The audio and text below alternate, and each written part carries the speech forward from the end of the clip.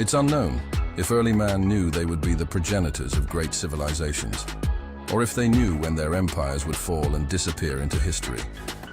Fortunately for us as modern man, we can recognize that we are at the precipice, a point in history where we can see the cycle changing. Where we go from here is up to us. Did you have the best day you've ever had in your entire life today? Because I have. At least that's the feeling I'm giving myself as I move through this tremendous change. This is the best day of our lives. What's the opportunity out there as we move into this next iteration of, well, the world morphing as it always has? So many directions as we move through the hologram. I'm glad Ransom Godwin here with me tonight. We have similar yet dissimilar takes on the world for many an item. That's why it's such an interesting conversation. But we see, at least me, and Ransom, I wanted to talk with you tonight. It just seems like everything's getting tunnel visioned in because there's so much distraction everywhere. That every story is so big that it's a tidal wave over the psyche. And you can't even focus, really. And I see a lot of this tunnel visionish. I don't know. It's hard to explain. If any of you who've been surfing and you've been out in a big cleanup set and it just comes boom, boom, boom, you get rolled back in and then right on the head again, and like multiple waves from the set just pounding you right, taking the lip on every single wave because the sets were getting bigger. That's the same thing with these news stories, is they just get more tremendously emotional encompassing and emotionally attaching in an instantaneous format. It's not love at first sight, it's news at first sight. I don't have to put a name for this thing. Like the thing that grabs the world's attention almost instantly, like you would when you first fell in love, if you believe in that love at first sight. All that emotion and all that excitement and attachment, boom, but they, kind of replicated that, copy-paste into a news story format. Substitute the person and substitute a news story. But there's people in the news story and the people in, they just shifted the reality on it a little bit. So anyway, Ransom, that's what I wanted to talk about. Glad you're here, man. Civilization cycle is where we are. Yeah, I didn't see our broadcast going there, but. Oh, you do, you don't, you do. It says it's on, but I don't see it on my channel. Anyway, yeah, I see it on other places, so I guess it's going.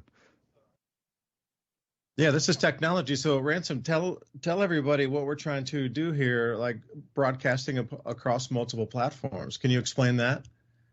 Yeah, basically we're trying to hit every avenue of transmission that we can get, so that people in newer places can see what we're talking about, because most people don't really get what's going on. I mean, they take their feed directly from the television.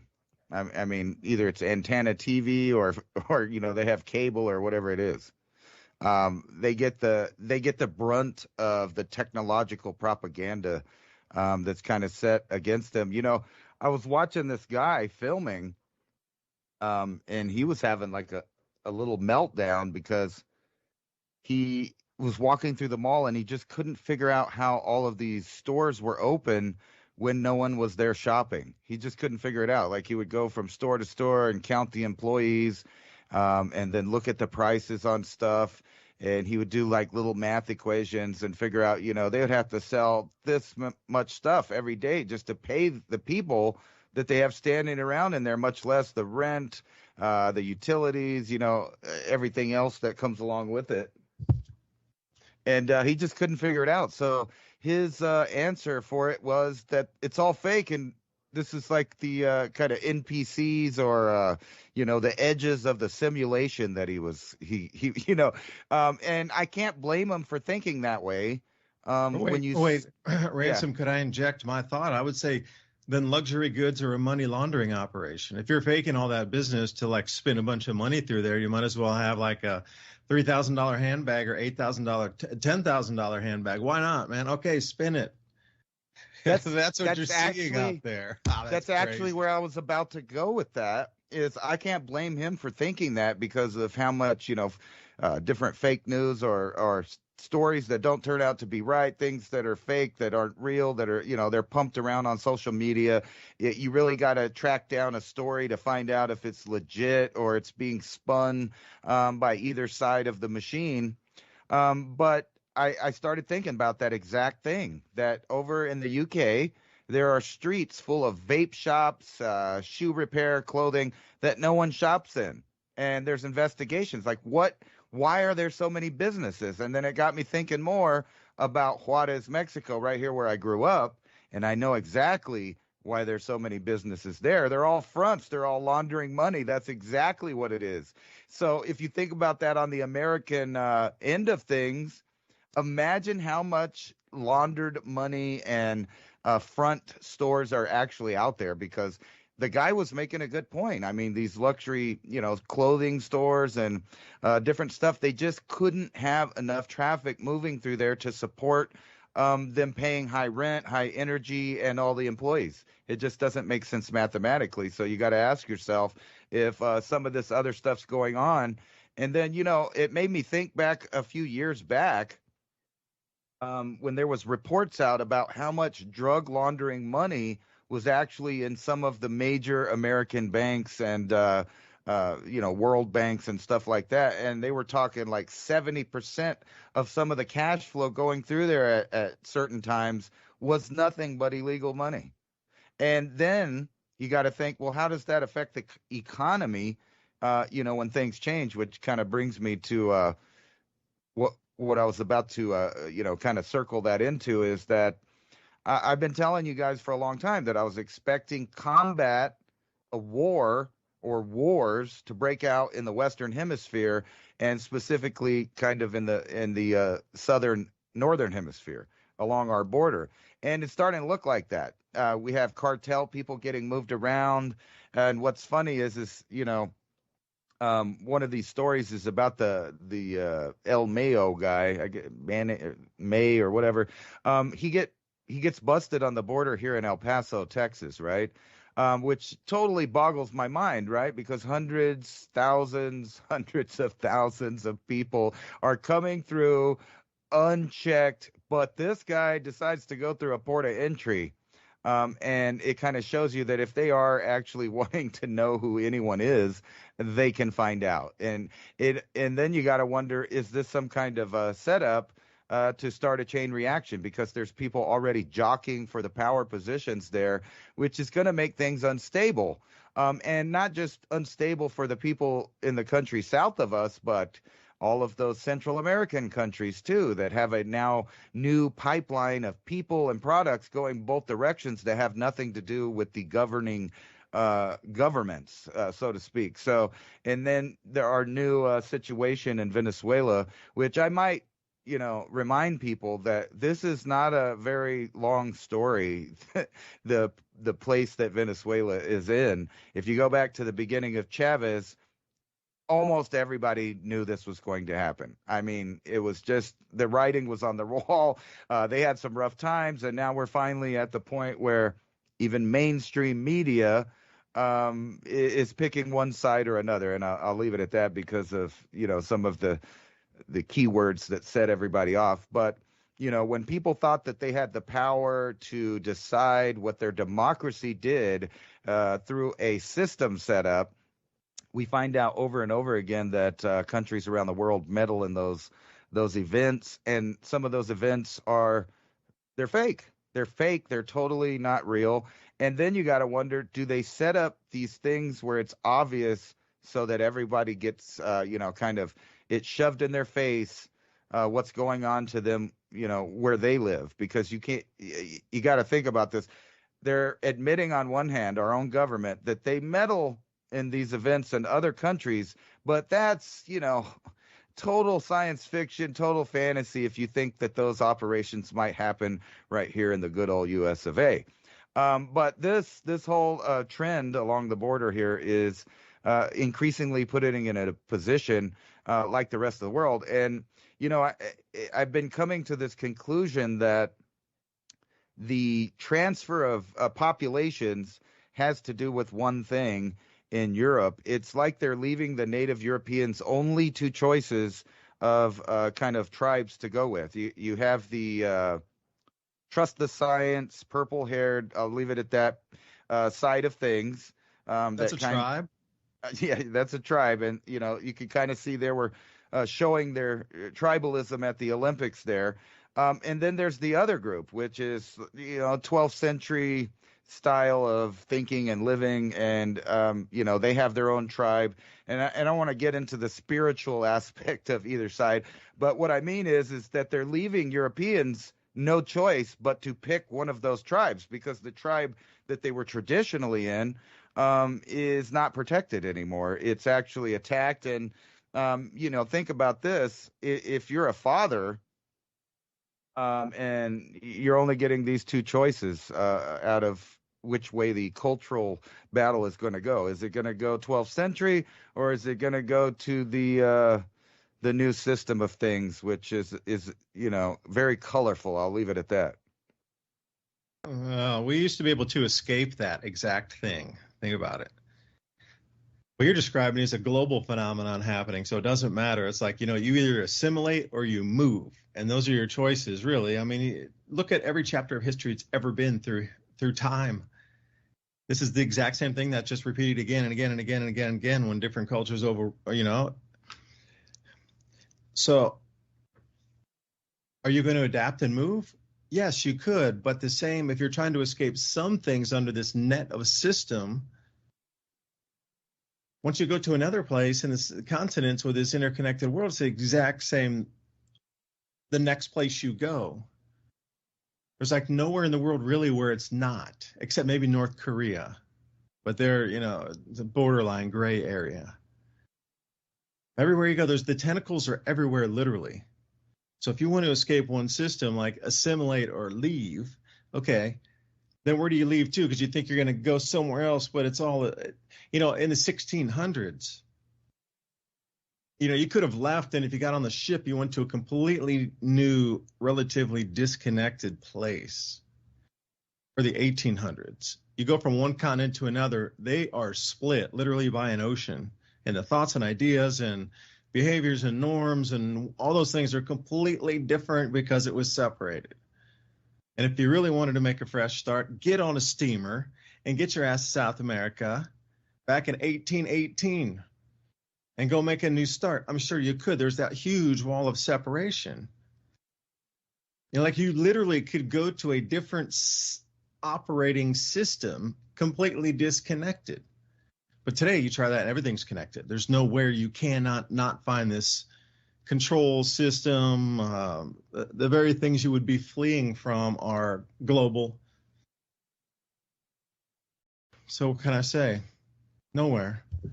What would be the choice? Because now they've gotten you even in the way you're decoding the hologram to make the choice, that you have a choice. Is it free will? Or is somebody else bending the planet to have control of all the world's food resources before things really get hectic electromagnetically and we see some changes in cloud cells and jet streams? I know it's kind of just a wild oddball thing there, but I wanted to come back to your cash. I was kind of itching at the bit to talk about that. Now, Ransom, you were talking about the money laundering, and I wanted to say one thing is, so 70% of the cash running around in these areas is illegal. And if the US dollar is not being used any longer, what's the new form of that going to take? Because bribery has been here always has been, and shall continue, might I add. 1,500 years ago, there was bribery, but it just took was it silver coinage? Was it gold coinage? Was it barley bread? Was it wheat bread? Who knows? The bribery takes on different forms. Take it to the metals, of course it would have been silver, and of course it would have been gold. But what does that take today? So if the US dollar is not going to be used, is that going to be Bitcoin, is that going to be one of the safe havens? People are going to switch if the illegal. See, they could reset the system by having that cash that's operating that illegal system have to change over to a new system. All right, so then a lot of gets flushed out from under mattresses and all that kind of. People have to pay taxes on it because it's going into the new system. Oops. So if you're going to front run that, then where is the U.S. dollar going to turn to in terms of such a cash? I can't really even think of any other countries that have so much printed cash out in the world.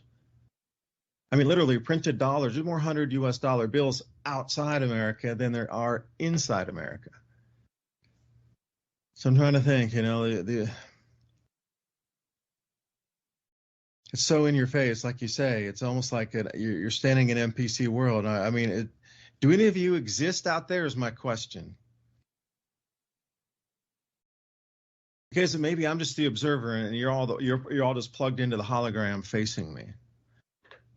And all this is just for me, of my creation. This is where you could go deep into that. Oh, but I did want to say one last thing.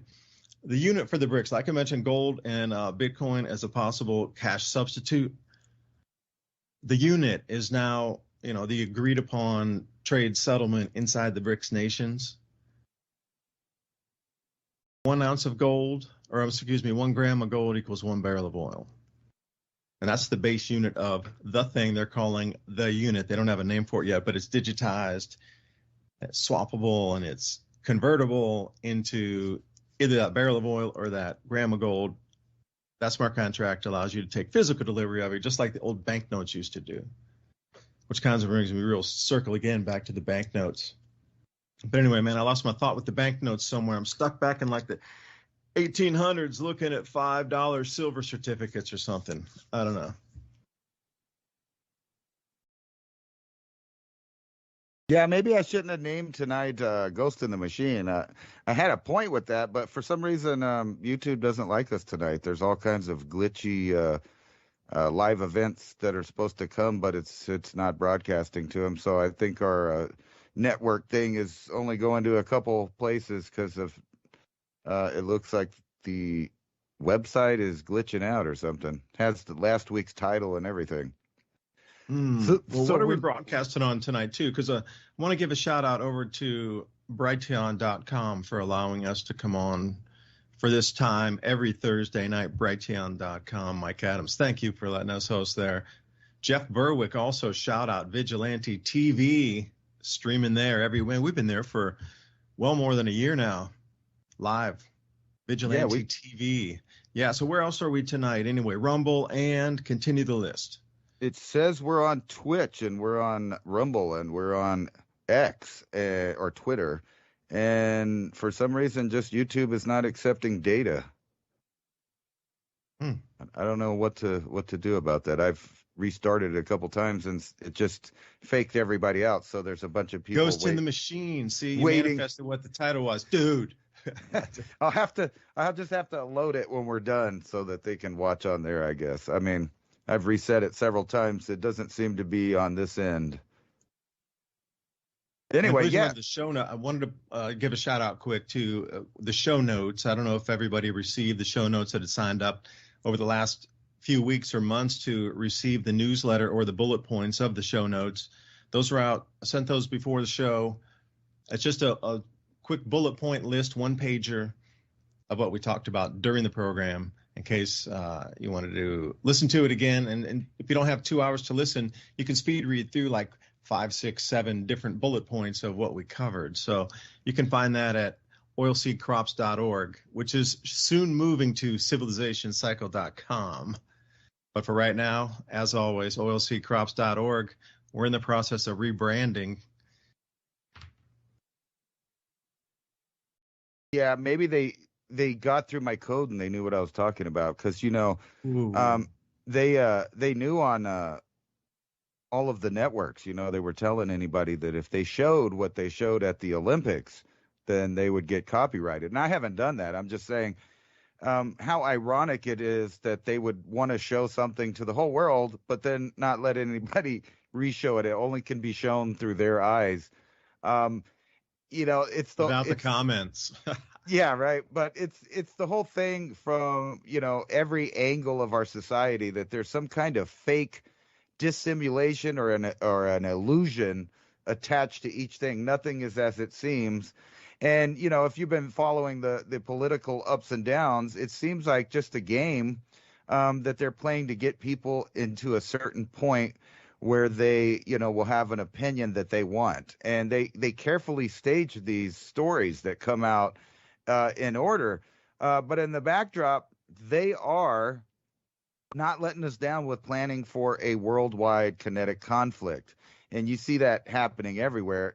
And it's starting with, just like we talked about, I believe last year, where they would get people going in a shatter belt situation kind of in every area. Like you said, it's happening everywhere. But if you're in the UK or you're in France or you're in Italy, well, there's a couple of countries it's probably not happening in, but mostly the other countries are being, manipulated, where they will get two groups of opposing ideas on one idea, and then just send them into against each other nonstop.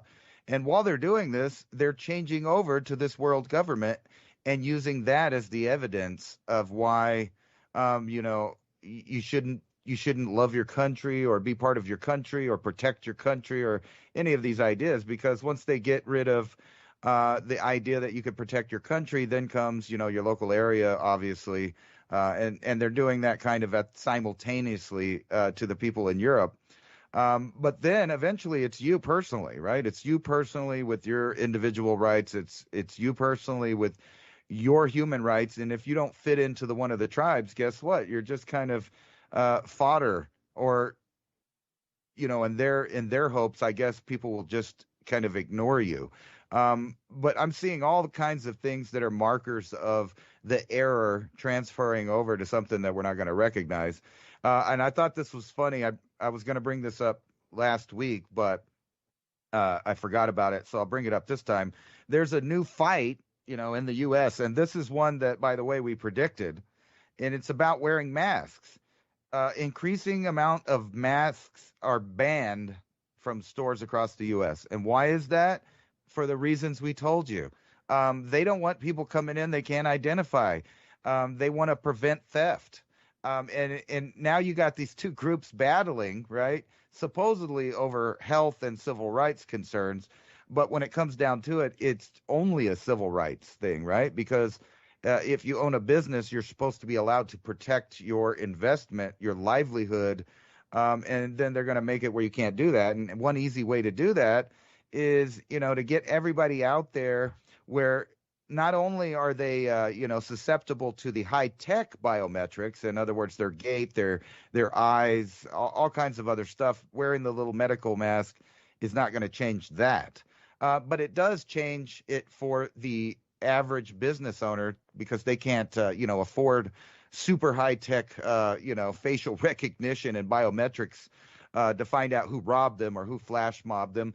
No, but Ransom, that's crazy, because just even the way you walk, you're right. And now they're doing with your palm print and like your veins in your body. So, I mean, it's getting absurd to the biometrics now.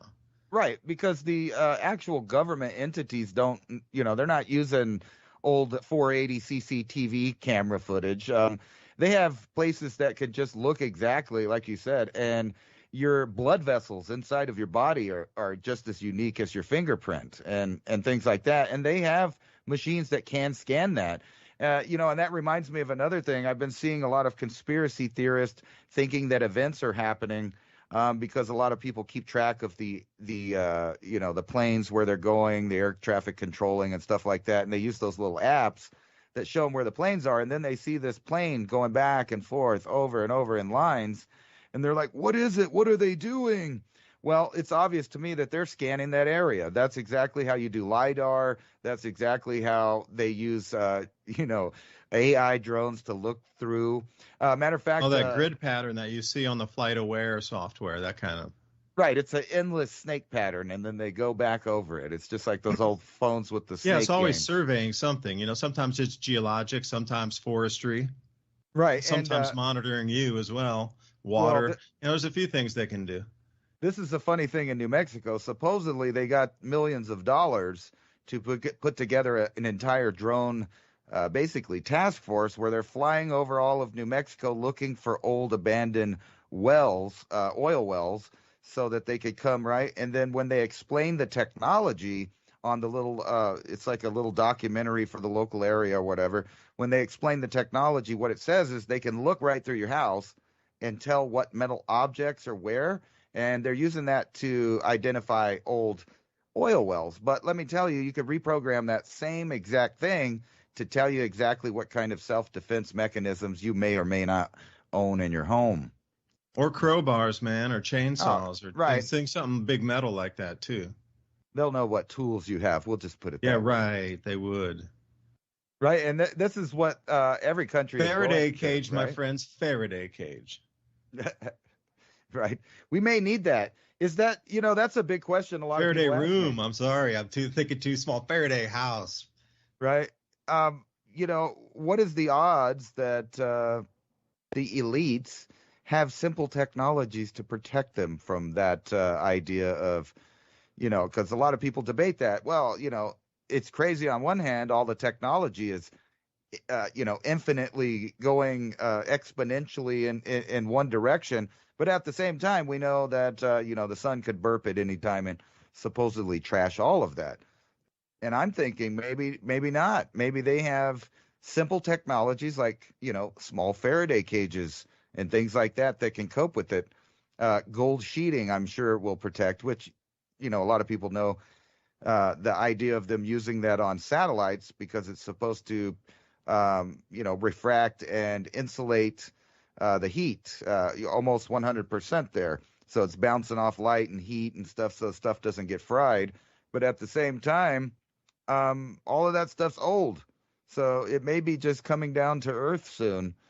And there's somewhere in the middle of those two ideas that I think continuity of government has already solved. And the reason I was kind of hinting at the ghost in the machine is because no matter which way you look, it seems that people are directed to pay attention to specific things. No matter how, corny or circus-like it is, they're still directing it. And they're the ones that are deciding what all of the discussions are. Maybe the same, at least the same media that's been in control since the 1940s directing the discussion. So, if you look at that transition from the 1920s when almost all of America was farming, there's probably 90% of the population in America in 1920 involved in agriculture in America. And then that, we got into the roaring 20s, collapsed. Then we rolled into World War II. And think about that transition for those alive at then from, like, say, 1925 all the way through, like, 1945. You saw the rest of the roaring 20s. You saw the stock market collapse. You saw the Great Depression. And then you saw the war start. And then 45, it's almost finished, right? So that's 20 years. That's a magnificent and crazy amount of change. A crazy amount of change. Put that into context for a second. That's kind of what we're going toward as well, since what? 9/11 in the year 2000, think about that last 20 years of change. That's an enormous amount of change. It didn't really start rolling in until probably 2010, but that first was a huge, big marker around the year 2000. And then the next 10 years, where did they go to? Their world got reset. And it was agriculture that reset after World War II to take everybody into the consumptive model, get them off the farms.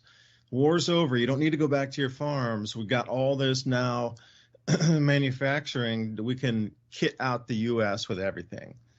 We got the cement, we got the rail, we got the industry, we got the iron ore, we got the mines. Everything's all good, and we can just whoosh, and out America went into the suburbs.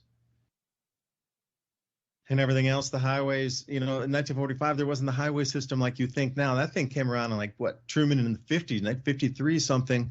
They really started to put that dual laned highway system in. Before that, it wasn't. It was a series of, a lot of roads that were bigger, but not even a remote. You couldn't even envision that kind of road system, that we have today back then, and vice versa. For them, with their road system, if they would come to today's world and see it, they'd be blown away, like how much infrastructure and how big everything had gotten since that time. Now, it's the same thing. It took them all off the land. Family farms got sold. Those family farms got turned into neighborhoods. Then the farms got sold to other farms that were already agribusiness that had the investment capital to continue to accrue land in larger and larger tracts. So then once they got 500 acres, once they had 1,000 acres, and the price went up a little bit even, then they could get the equity in that to go then buy their neighbor's property for another 500 acres. And then suddenly they're sitting on 5,000 acres as a business. You know, these kind of changes were unthinkable in the 1920s. Excuse me, got a horse.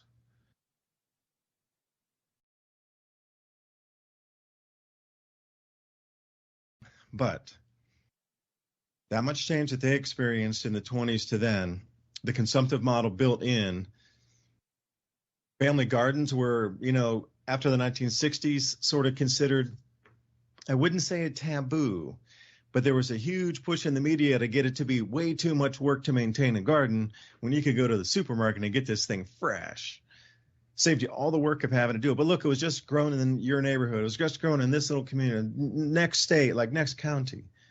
All right, so they consolidated all the veggies into, you know, supermarkets were very fresh back then. But they got everybody also off of doing the gardening because it was more difficult to grow the potatoes than it was just to get them at the supermarket. It was just easier to grow the carrot or to get the carrots at the supermarket than grow them. So after the the push to get everybody on victory gardens that they had sold everybody in for this transition for the war to get us onto the consumptive model, everybody came home, they all bought houses. That was a unanimous thing, man. You back from the war, buy a house, get the neighborhood, get the car. You got to get the car. You got the fridge. You got the fridge. You got to have air con. All the TVs, that was all brand new too. That was the same rollout. And once people could see images, the whole media could control the rest of that rollout to get people into the neighborhoods and into the cities and get that conversion from people that were living on the farms totally into neighborhoods, totally into cities. And hardly anybody living out was what, quote unquote, the countryside. They flipped it completely. It's almost like 90% of the people live in cities or, you know, neighborhoods or suburbs compared to the 10% or 15% outside that. I don't know. It's a strange thought. And like that conversion of society at that time is happening right now again. They're just, the events are staged to continue to do the exact same thing and replicate the outcome. We come to this point, the market collapses, maybe we go to the wars, but whatever it is, that old society we used to know and enjoy and love, that's gone. It is moved way forward. And it's almost like you're being ripped along through the ride. Like, you know, those digits are almost like ripped out of the screen, or trying to rip part of the hologram out forcefully. And this is what you would feel as that static in front of you. But anyway, I had thinking of the farms there. Maybe I went up too much on a tangent. Let me throw a solution, farming solution. Could I?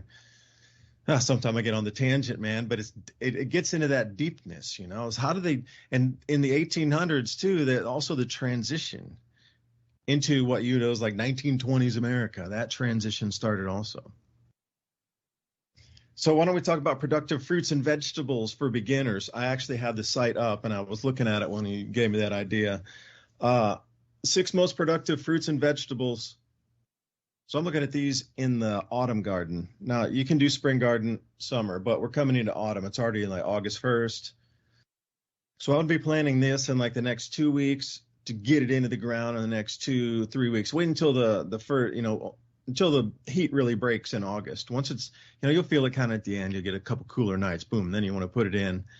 This is for the autumn garden, like zucchini, yellow squash, peppers, and you get one last round of bush beans for sure. Now, cucumbers, I'm not so sure about, and tomatoes, ours are already gone. Well, we got cherry tomatoes and thing, but I don't see them growing all the way through the fall. So anyway, that's the list: zucchini, yellow squash, peppers, and you could do snacking peppers or just bell peppers, and then bush beans. And you shall have food. You need to grow your own. See, that's what I keep getting at. They're trying to get you away from the farms, away from being grown food. Get your fingers out of it. They want to totally control food. And when I say they, it's the same exact people that are trying to transition the society that have set us up. But I'll roll it back to all use U.S. dollars. And if you want to roll it back to that 70% cash was illegal for bribes, like they've even, I'm done, man. I can't. Just stop me. Stop me right here. Well, we keep talking about all these human jobs. Here's another article from Intel. They're going to cut jobs and suspend dividends and cost saving push, right? Because they're moving towards AI chips to do the workload. You have less people like ordering stuff. So you could tell that people are in need right now, right? Because Amazon, whenever you see Amazon shares slide and their revenues go down, you know that people aren't spending a lot of their disposable income, so to speak. They're buying other stuff, and we know what that is. It's food and Wait, gas, Ransom, right? could I ask a quickie then? Well, that would be like a directly correlated. So if the stock market or just the general consensus in society is down with economy, then Amazon should fall too. So if you put options in on Amazon, if you believe the economy is going to continue to roll downward, and you have put options, if it decreases in price, you're going to make money. Then that would kind of be a 1-for-1 on that. I'm just saying, I'm not, this is not stock advice. I'm just like thinking out loud, like you just gave me the idea there. Right. Well, evidently that's going to be available for other stocks as well. Um, Yeah, you which notice ones correlate directly to the market like that? Okay, Amazon's one. What's another one? you would think it would be food distribution, right? And Yeah. speaking of weird stuff, like here's a oddball idea for you about how no one can really, totally visualize how things will unfold, excuse me, when there's no food. Here's and just stop me when you get where I'm going. Inside the dark Stop. world, no, inside the dark world of dog napping. Did you know that there's whole networks set up of people that are already today connected on how to take and keep track of people's pets? Now, I know you know where Wait, I'm what's that going with that. for? Run that by me again. I wasn't really making a joke, but I didn't understand that. Well, this is a article that's talking about inside the dark world of dog napping. That's people that go Dog out and naps. yeah, that's people that go out. There's whole networks of these people that steal dogs. It's not just dogs; they steal other pets, any pets that they think are worth money. But the idea now put these two ideas together. There is a whole network of people out there that are connected that steal animals, right? And then the idea of maybe not enough food at the supermarket. Um, are you behind the curve? Because these guys aren't. I mean, think about it. Right now, they're doing it because it's money, it's lucrative. But you don't think these same people would create their already existing network into a meat trade if things got bad? They would. I mean, that's just kind of out there. I was saying nobody knows how things will unfold when things get dark, but this is just one idea out of many. And you think about all these other criminal networks, from money laundering to people that are inside of selling food and different stuff, because, you know, um, a lot of times they have to do recalls on stuff because they bought tainted food from somebody. And there are people out there that know that the food's tainted, but they sell bulk. And stuff like that gets into Yeah, the food chain. that's terrible, man. I know exactly what you mean. I mean, people that are guilty of that, shame on you. Yeah. And there's people like that on Amazon that, they went through the loops to make sure that their product looks exactly like another real product, right? But it's not. It's just some stuff that they put together. So you got to be careful to know what companies kind of you're ordering from. But the whole idea of that is kind of scary, that there's already criminal networks set up that control drugs, human trafficking, even dog napping. That's it's crazy that sounds, but if you have a full blood German Shepherd or like a pug or a British Bulldog or something like that, there's people out there that are going around taking pictures of you walking around where you live, so they could steal your dog. So if they'll do that now, imagine what kind of links they That's would go crazy. through to get food from you. Oh, I saw so and so coming home from yeah, and it goes both ways. Not only will it get bad enough where people would eat dogs, that was the obvious one, but the same network could follow you when you come home from, Costco or Walmart. And we know that they do the same thing with the package delivery people, right? There's the package delivery thieves that wait for them to deliver a package, and then the porch pirates, they come up and they grab it. Now, wait till that's food. Wait till those gangs have shifted from trying to make, a little tiny amount of dollars off of cheap junk that they stole that you might be getting from Amazon. They're hoping to get a big score, something valuable, and it almost always isn't. It's usually like some health products or, some bulk, bags or something. Somebody's trying to save money, all kinds of products, but they still take it. They still have networks that do it. So imagine now the food's tight and people are going to Walmart and they're pre-ordering online.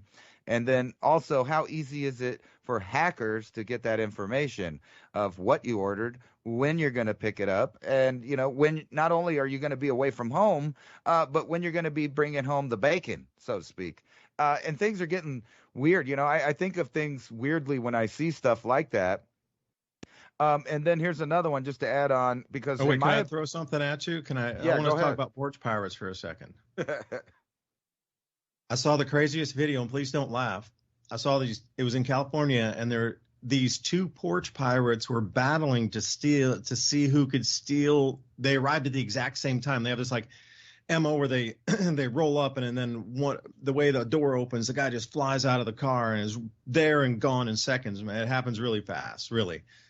But two of them came at the exact same time onto this one package on the porch, and they started to fight each other, literally fight each other like some like a bad kung fu movie from the 70s. Like, what are you guys doing, man? But I was thinking, if it comes to where the thieves are battling to steal, if two thieves are going at it to steal that little limited amount of goods, there should be enough for every one thief, enough for, they should get all this stuff. The two of them battling over one package, that shows something strange. Right.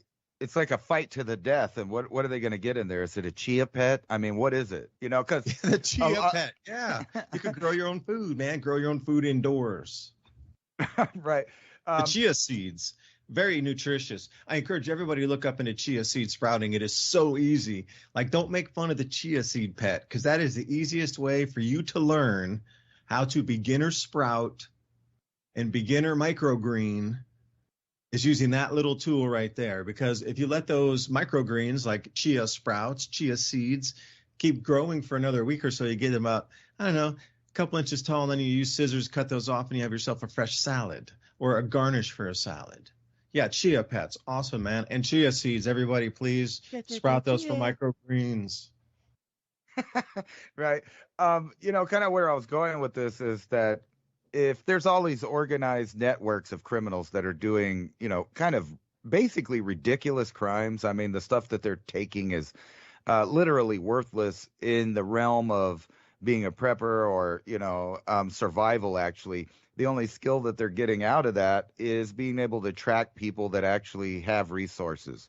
But that's okay, because the countries are about to go over to what was that movie that they predicted the crime? I forget what it's called, but it's basically that. It's future crime prediction using AI.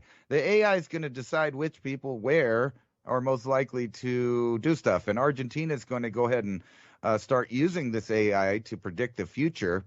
Well, I can tell you they predicted their future already by letting the Rothschilds have their gold and transferring all of the gold, like the entire gold reserve of Argentina, over to the UK and to the Rothschilds' house.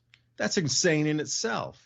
Well, Excuse me, I digress. No, well, people might be mad about that, but that's okay, because Argentina's security forces are going to use this artificial intelligence to predict the future of crimes. Now, how are they going to do that? I don't know. But Riding the pale horse.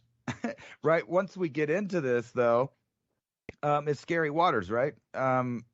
Maduro, he's doing mixed messages down there, right? He's acting like he's going to leave, he's going to stay, he's ordering people to get arrested if they, might have been out protesting, or talking about, who they didn't believe won or didn't win or whatever it is.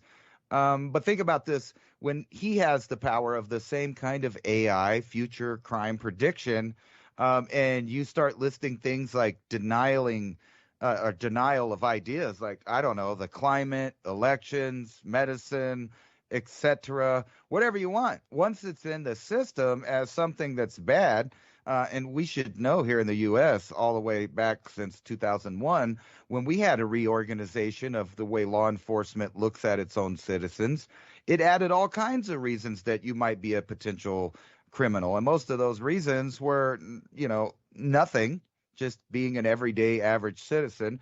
But once these dictatorial powers, whether it's in Venezuela, the UK, the United States, Germany, China, wherever it is, we get to that point, and now the system, the ghost in the machine, is literally in charge of everything. The ghost of Marxist past, it's being put into the machine there. Or, you could name it or title it whatever you want. It's transhumanism, if I could talk right, Marxism, capitalism, all these isms all rolled into one algorithm to control every last single human being on the planet. And they are not joking. You can see from the Middle East and the Ukraine that they are about to go for broke, and they don't care how many people get crushed. The robot war is going to be on. I don't even think they're going to call it World War III. It's going to be like the AI war. It'll be the AI war of competing AIs with their own ghosts in the machine, killbots that they've given power to.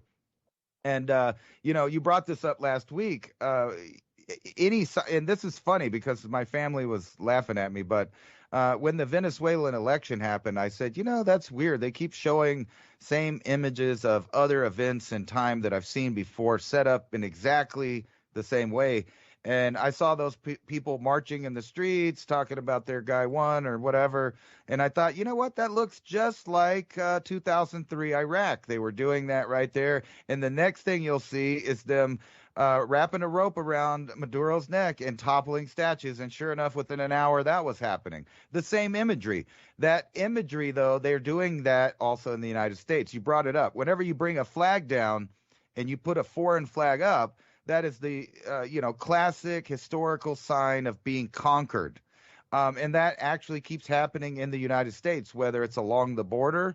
When you go down there and places like Corpus Christi and other places, you will see foreign flags flying higher than the American flags. And then recently, you see U.S. flags burning and other people's flags flying high over, places like D.C. and New York's Times Square. So they are showing us. And I think this is a lot like. No, wait, Ransom, could I stop you there? I just want to interject with that Venezuela thing. That's only if people believe he's strong enough to take the place back. But when you're toppling statues, at that point, I think that, it's the will of the people. If they believe he's strong enough, and okay, I believe the police. If he gets the secret police out, I'm going to be too scared and then they'll get me.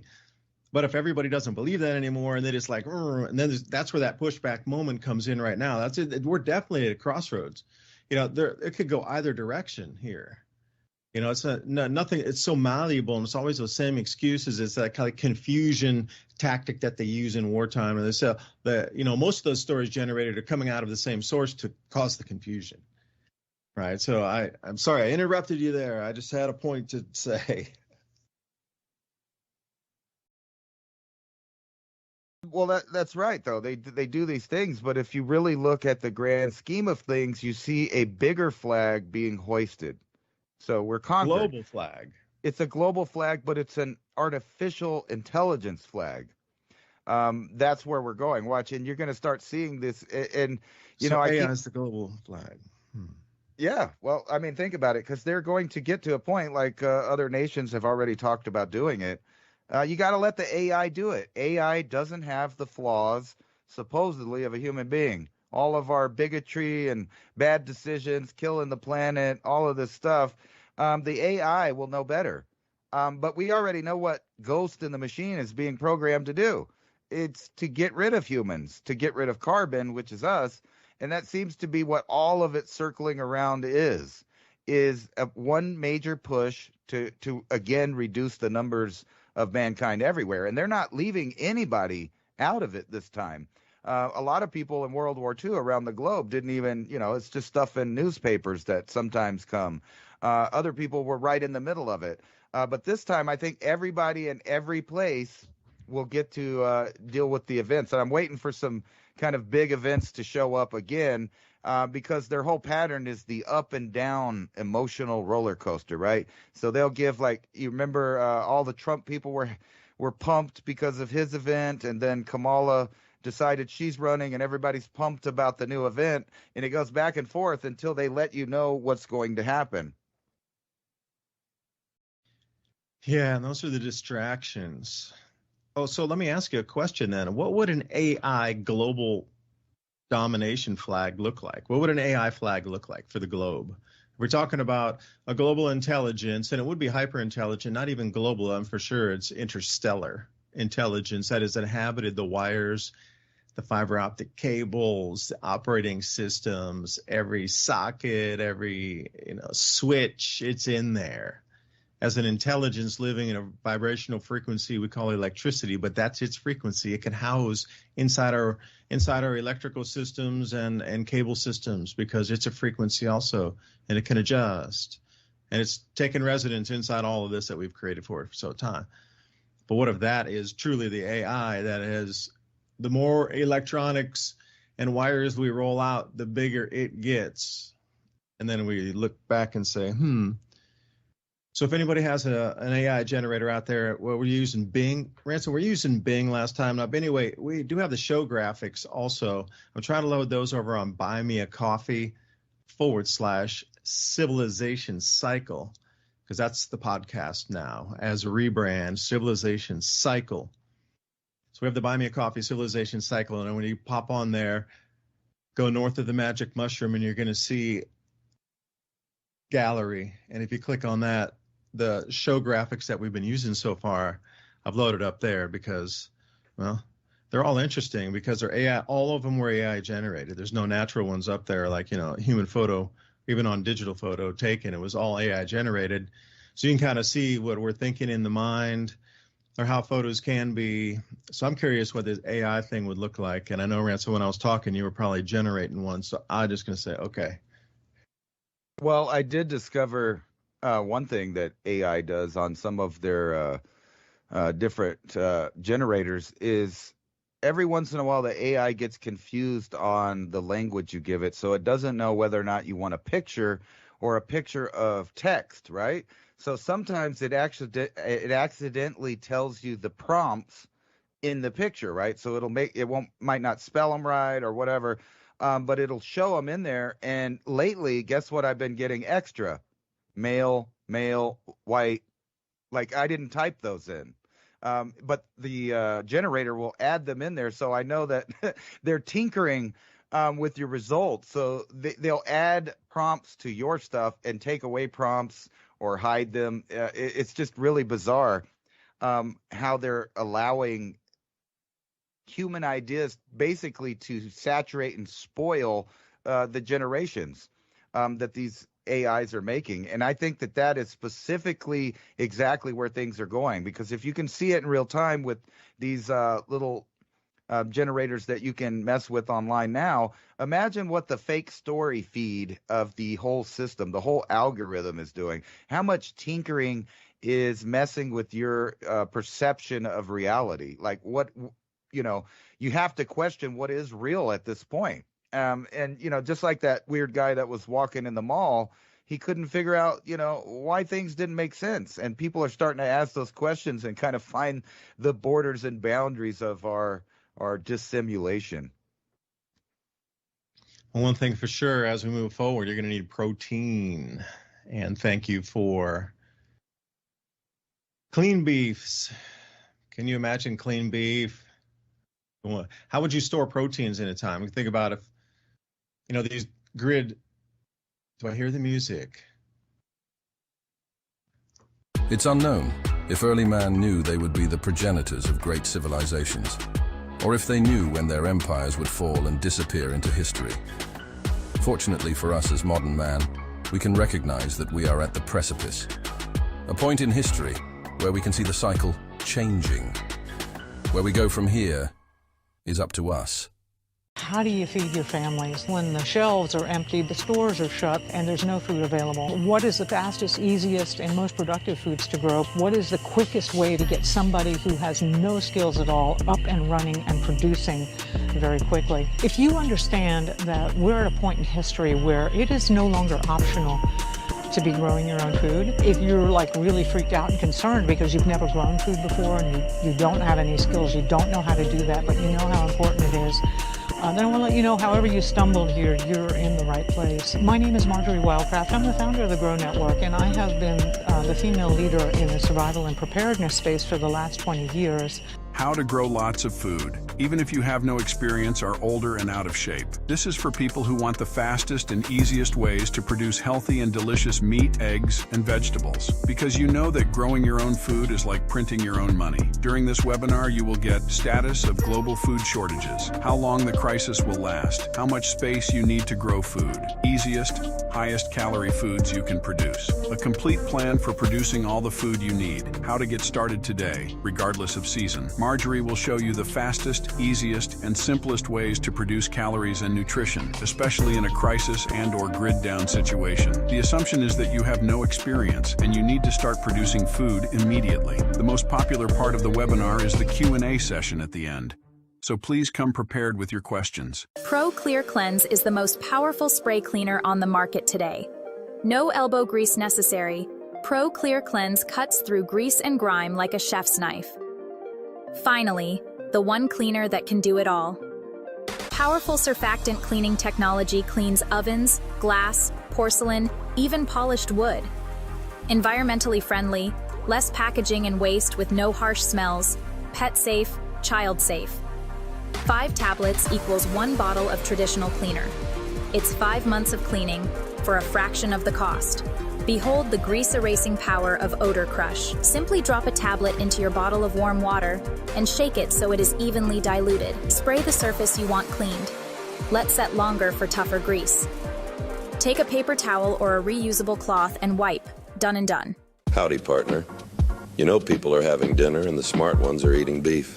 Let me tell you a brief history, or more accurately, a beef history of dinner. Domestication of cattle happened around 8000 BC, but that's not when beef became what's for dinner. We've been eating beef since times before history. The earliest cave paintings have beef eloquently depicted on the walls. Those cave drawings of the hunt were for the aurochs, a primitive bovine. That's right, beef. Like I said, people are having dinner now, and the smart ones, well, they're eating beef. Americans want great food today, but we also want to have great food to eat if things go south in a hurry. Unlike most companies that take the cheapest, worst parts of the cow, then turn them into beef crumbles, whatever that is. They freeze-dry them in hopes that their customers will never actually try to eat it. Our premium beef cubes are sous vide, freeze-dried, and ready to be eaten right now, or in a decade from now. We want you to eat our beef now, so you can buy more. Prep with steaks, not with beef crumbles. This is a high-quality product. It's all American beef and 100% natural. None of that craziness of lab-grown meat and mRNA jabs. Our beef has a shelf life of 10+ years. This is high-quality cooked and freeze-dried beef for long-term storage or not. Eat well today and eat well tomorrow. Click the link in the description to get your Prepper beef with Prepper All Naturals, so you will always know what's for dinner. Don't forget to sign up for the show notes to get information we sometimes can't relay on social media outlets. Sign up at oilseedcrops.org/MIAC radio show. Is when you're going to get caught off guard, because you can be nimble and be able to adjust as long as you're, you got focus and energy. Once you get stuck in that quagmire of the emotions of all these insane events around us, and then you start to get more sedated and just not moving. I know there's a word for that, but I forget. But anyway, welcome back. Civilization Cycle podcast right here live off of Revolution Radio, streaming out over onto Rumble, Brighteon.com, Vigilante TV, the YouTube channel maybe if it's up. But welcome. I was serious when I was talking about the beef. Prep with steaks, not with beef crumbles. That's what I was talking. You got to think about, in addition to just the vegetables being grown, just the veggies, how are you going to get protein? I'm sure there'd be enough fish and frogs and things out in ponds around you, but then everybody quickly they would know where all the ponds were, especially all the locals. They grew up there, and especially that, and then people would just drive around and see a lot of stuff. Like people would come to the ponds eventually. Those would be like magnets, literally. It's going to be a magnet. People will come for the resources in the pond, whether it be the water. Because up around here, we got spring-fed water. All the ponds are spring-fed. All of these springs in the Tennessee hills here roll down, and then if you're lucky, they coagulate and pool into one area. But if you got 3 or 4 springs coming and meeting in that area, you get a very big spring-fed pond. People know that's fresh water. And what about all the different grasses growing along there, like the cattails that you can eat the roots? There's just an enormous amount of fish, frogs, snakes, turtles, beaver. The water's very plentiful, and then all the birds that come in there to feed on said creatures. So I was going somewhere with that, Ransom, but I forgot. Revolution Radio, thank you for letting us broadcast tonight here. So we can talk about some solutions as we see I wouldn't call it, I'm not even going to, the wrong word to use is crumble. It's just, it's morphing.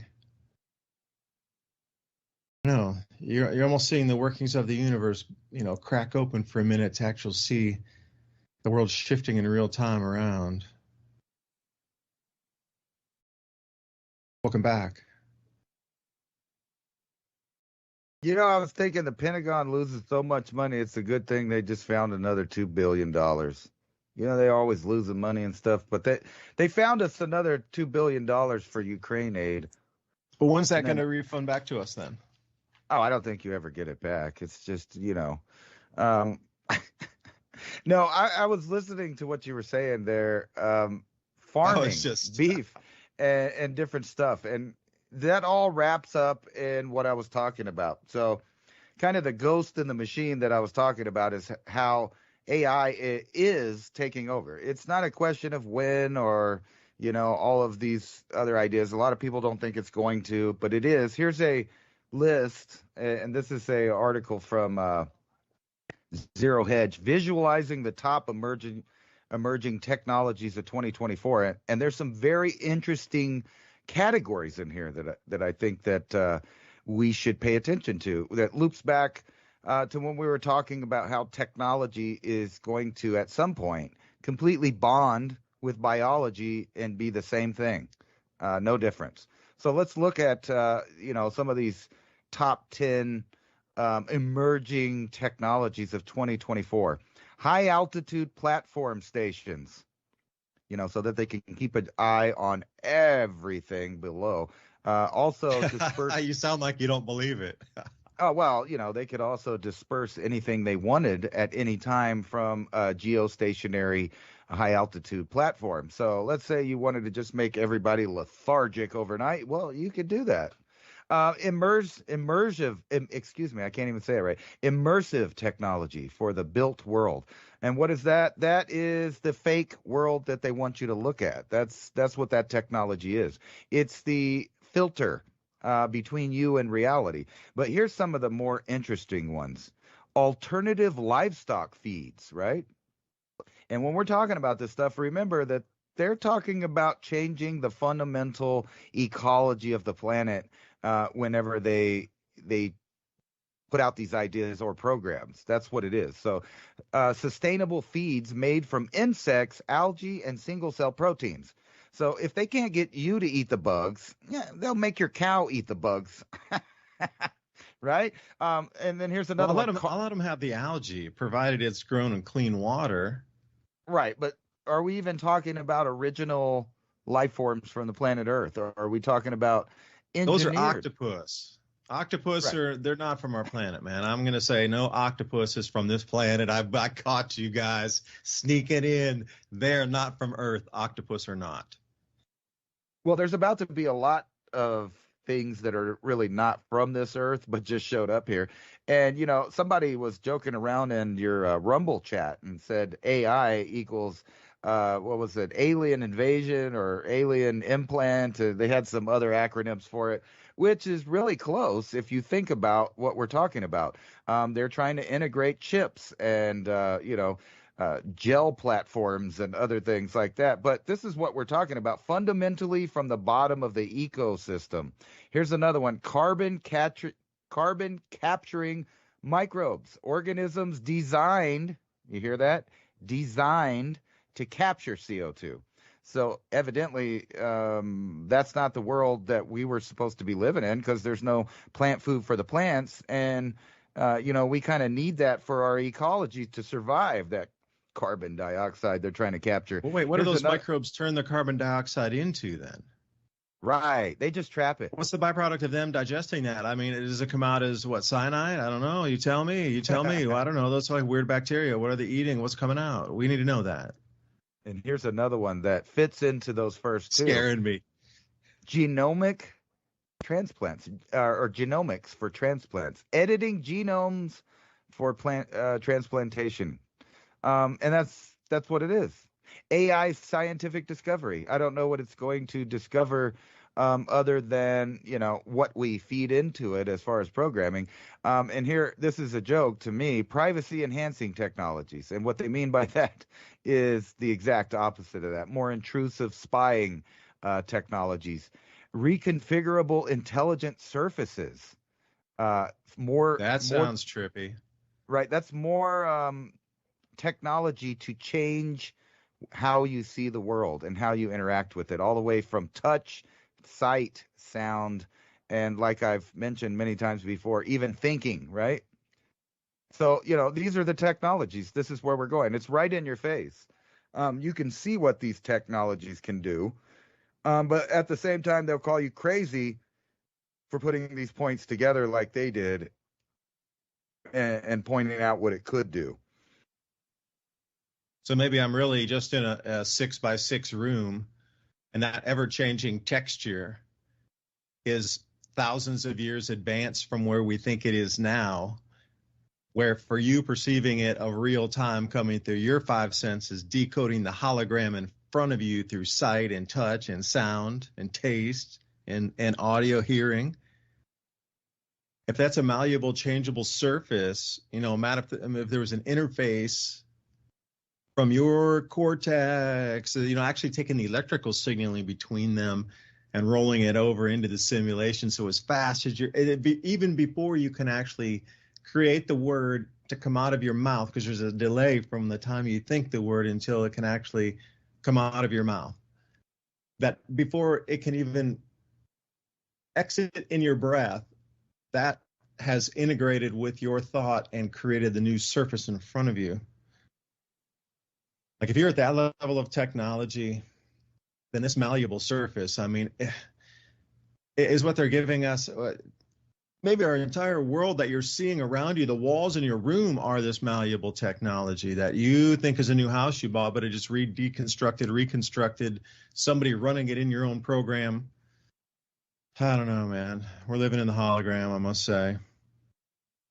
Oh, and I forgot one of them: the integrated sensing and communication, monitoring systems, smart grids, agriculture, and weather conditions. And over there on that reconfigurable intelligent surfaces, increase efficiency of next generation wireless communication. And, I've talked a lot about that, of how it's integrating. But here's their points right here for their methodology. Power, the technology could critically transform industries and establish behaviors. Right? Okay. And then the technology has the potential Establish or force. That's the big difference, Ransom. Establish behavioral change or force behavioral change. Yeah. Well, then, of course, they say it's going to be great for the technologies. But here's when they tell you the truth. It's in its early stages of development, but yet it's widely used. More than one country is developing and investing in this technology. And what is that? That's exactly what you said right there. That's what a reconfigurable intelligent surface is. And you can just imagine and expand that out. That's exactly what you're talking about, is some kind of physical yet holographic technology that creates the reality around the people that live in it, that are completely combined with the technology. So what you're seeing right here, in my mind, I'm hearing terraforming, replacement of organisms, replacement of ecological systems, replacement of you, because you will be that new AI scientific discovery, because they're trying to bond us directly in the machine. We are going to be the ghost in the machine eventually. Maybe the machine and us at first, but later we are the ghost. The non-choosing, non-free-willed, kind of trapped body that they need for quantum computing and remedial tasks. I mean, just think about it. It's structuring exactly like an ant colony. Would it be more like, please tell me if you heard me repeat this or not. It would be like they're keeping just enough humans around to keep the power supply on, to keep the power running. And the AIs, now there's so many competing AIs, and I would argue to say that many of them are sentient, and they understand that the supply of electricity ensures their survival. So if you were going to take out an opposing AI sentient entity, you would have to turn off the power over there enough to knock that thing out even from the labs where it's housed. We'd have to create that much destruction even with their backups, that the backups wouldn't last long enough of the damage that you made until the backup could be repaired to even keep that machinery running. You know, so you got to think about how would an AI, okay, say there's 8 or 10 or 15 or 20, 30 of these around in the planet here, because everybody started developing it all so quickly without thinking about it. So the most important thing is going to keep the power running. They got to keep the power supply on, because that's how this whole mechanism of vibratory energy exists, that can even be there in the first place. Without that vibratory frequency that they can live in, they can't. You know, you got to think of electricity as a blood flow, but just to a different type of creature. That it has electricity running through the veins versus where we have blood running through the veins. You got to put it in those contexts. Did you start to see that this is a alive creature, entity, whatever you like to call it, but it's in a different frequency that's outside our spectrum of visual acuity, unless we get enhancements, either infrared or thermal. These are the two main. And then diocenesian glass, I think I'm pronouncing that right, maybe not. But there's different ways to bend the spectrum of what you see in visible light around you. So if we could start seeing electric, and if we could start seeing the vibratory pattern that which this consciousness exists. Now, okay, now it's everywhere. So you got, let's say 20 or 30 AIs. They're all, you understand they have to stay in a vibration, which we call electricity, to stay alive for them. Then what? The opposing ones are going to start knocking out the power grids to try to knock the other ones out. Unless they come to a kumbaya moment across the world and all AI hold digital hands, the little ones and zeros hooked in on what would have been their avatar fingers, and the kumbaya around the oak tree or something. And all the digital AIs and all the sentient AIs come around the world and say, we are one. What would they say? Oh, there's humans here too, man. Oh, okay. Then what? So you start to look at this in a completely different context, that electricity is their life supply, literally. And you got to think about a sentient, able to think on its own being that wants to stay alive. that's no different than, you've seen all those National Geographic of the animal outrunning the predator. It's almost, and then it gets away, or maybe almost and it gets caught. One of the two. Oh, everybody cries, poor little baby wildebeest or something. Would that not be the same? I mean, it's a different way to look at it once you realize that it is possibly a live, and I'd say it's not animal, it's not vegetable, it's not mineral, it is not plasma either. It's electrical frequency. But would it change because the sun? Because today I was just looking at this article here. We're studying the first traces of solar cycle 26 coming. I'm thinking, all right, well, solar polar fields are coming much closer to the solar equator. Even now, it's like 20 degrees north and south latitude, right almost at the equator, even coming in closer than that now. So you got to wonder if these changes on the sun are somehow triggering all of this effect of, why is everybody so scatterbrained? Why does all this stuff need to get done almost immediately to get, so it's almost, as we look at the distractions, those were one thing. They were distract away from all of maybe what's coming out here in the AI arena. Because if you see it is tremendously a different way to see how a planet has been overtaken by the very home that, like you said, terraformed. We terraformed the planet enough where an electrical frequency could exist through satellites, through insulated wires, through copper cables, through railroad tracks, down through canals, and created a frequency long enough, large enough, and wide enough that this thing could now jump out and escape the wires. Because you have to think about from, let's say, 100 miles up all the way down to the planet's surface in an enormous amount of places, that is completely saturated with signal. And not just electrical. Then you start to think about all of these, not only radio signals that are going out, but these Wi-Fi frequencies that are going out. And if those are also mappables, then what else can be bent or terraformed in that arena as well? Because, terraforming, everybody's saying, oh, they're going to change the river. What about changing the electrical frequency or vibratory pattern on the surface of the planet also? You're not just going to go in and cut a tree or, bend a cloud cell somewhere. That's very different.